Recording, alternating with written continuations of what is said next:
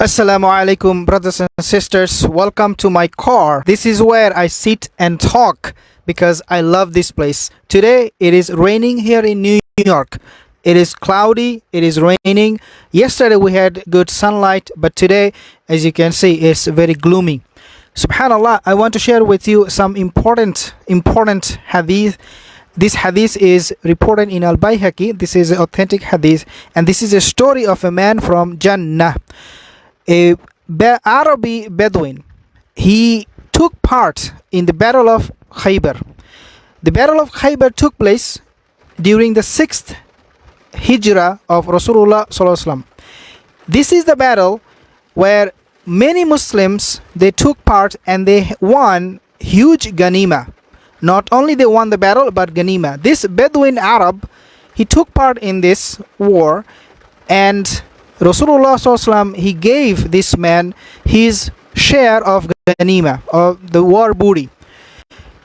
When the ganima was taken to him, ganima means war booty, means when you defeat your enemy, the enemy's belongings become your belonging, means you have possession over them. When he was given this ganima, he said, "What is this? Ma hadha? What is this?" So the Sahaba, they told him that this is your share of the ganima. Then he went to Rasulullah SAW with the booty, with the ganima, and he said to Rasulullah SAW, "What is this, Ya Rasulullah? What is this?" Rasulullah SAW said, "This is your share of the ganima." The man refused the ganima. Even though he fought in the battle, the Muslims won, but he doesn't want any part of the ganima for himself. He said, "This is not what I fought for." He said, "I fought so that an arrow will strike my neck." And he showed with his finger where exactly the place is. He said, "I fought because I wanted an arrow to strike on my neck and I will kill as a shaheed. And that is why I fought." Subhanallah. The man, remember one thing before I move on with the rest of the story. Amazing, beautiful story. The man refused to take the ghanima even though this was the best sustenance for Rasulullah SAW. Rasulullah SAW, since he started his prophethood, his nabuwa, he did not have a job like we do, 9 to 5 or part-time or full-time or overnight, no job. 24/7 he was involved in dawah. He had to take care of himself, his family, all by doing his duty as a Nabi. Subhanallah. Today we complain about praying, when we are at work. I don't have time to pray at work. But subhanallah, the Prophet ﷺ, he gave up everything for the sake of Allah Azza wa Jal. Today Muslims, we cannot even sacrifice 5 minutes from our work or from our daily life to pray.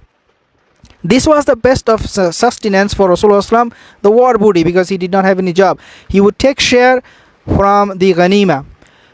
This ghanima, even though it is so blessed, because Allah made it halal for Rasulullah, and he made it halal for the Sahaba, but nevertheless, this man, Arab Bedouin, he said, "I'm not going to take it." Subhanallah. They took part in another battle.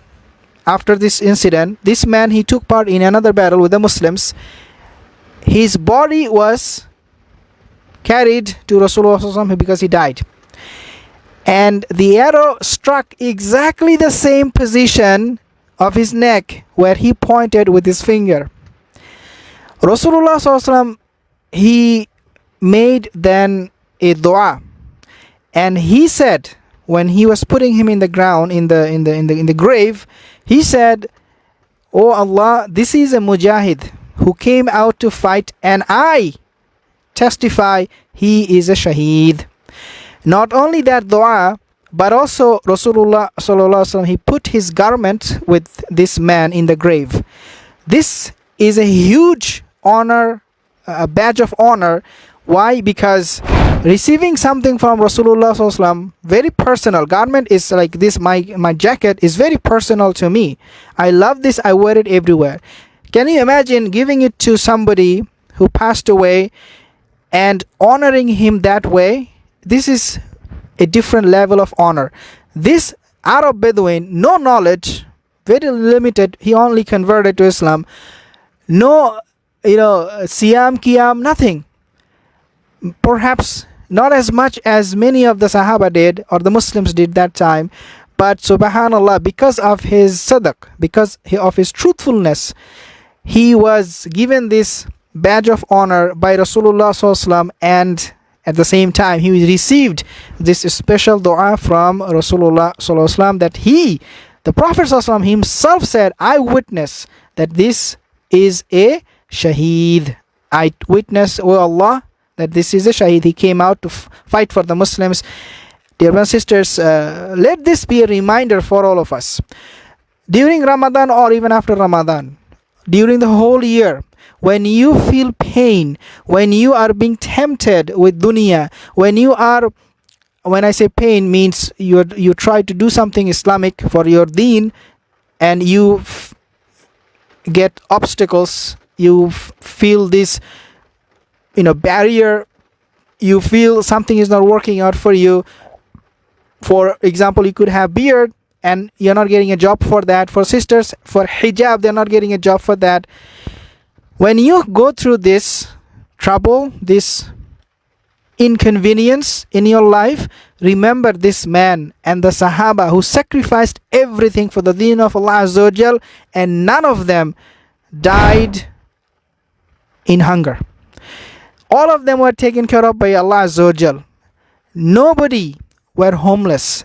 Allah Azza wa Jal gave them home.